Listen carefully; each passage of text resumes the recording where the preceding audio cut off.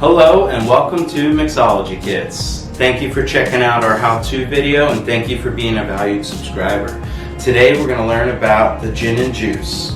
So you're going to want your recipe card. We're going to go over what tools you'll need and then we're going to get to mixing. For this cocktail you're going to need a shaking tin. You will also need a strainer. You'll need a jigger.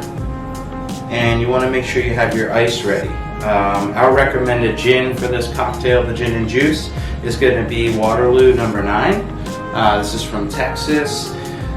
Very, very tasty gin.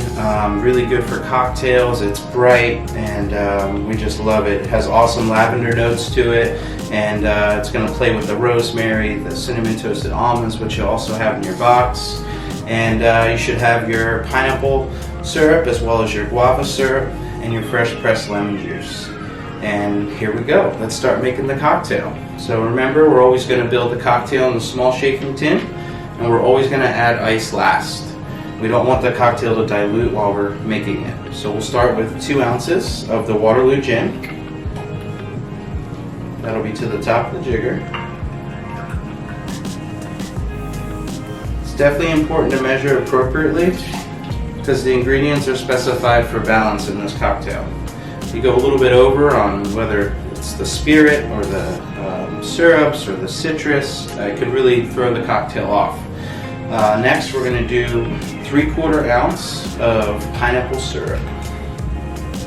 So we take a pineapple nectar and we reduce it with filtered water and sugar, 3/4 ounce. This is where we're getting our juice components for the gin and juice cocktail.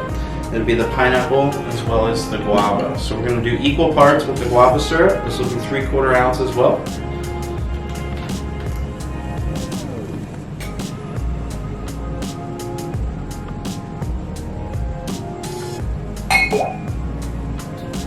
And lastly, we're going to add our citrus before adding the ingredients that we're going to put inside the shaking tin. So 1 ounce of fresh pressed lemon juice,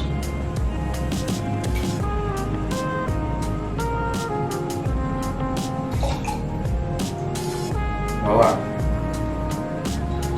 So now that we have all the liquids in, we're going to add, if you look in your recipe card, we're going to add 1 sprig of rosemary. So that'll be one of these, full sprig.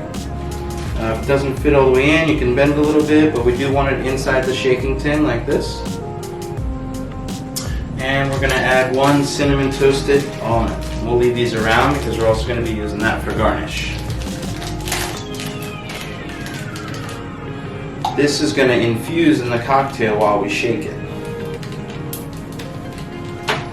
So now we can add ice to the small shaking tin to the top.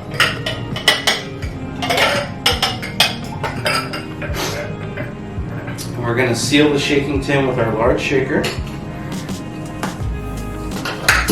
We're going to give it a shake for about 30 seconds.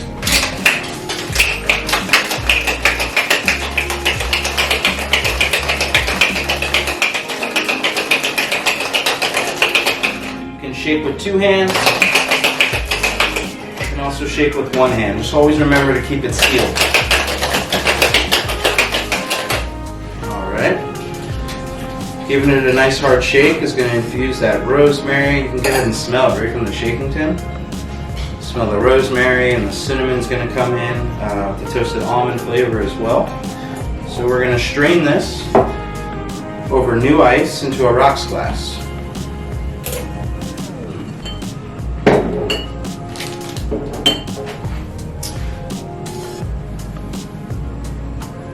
There we go.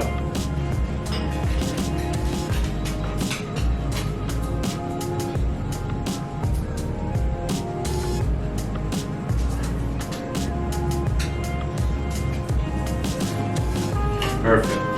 Now last we're going to want to garnish the cocktail. And we can add 1 of our cinnamon toasted almonds, which I do recommend taking a bite of. Place that right on top of the ice there as it fits appropriately. And we're going to take 1 sprig. It's definitely appropriate to wake up the sprig.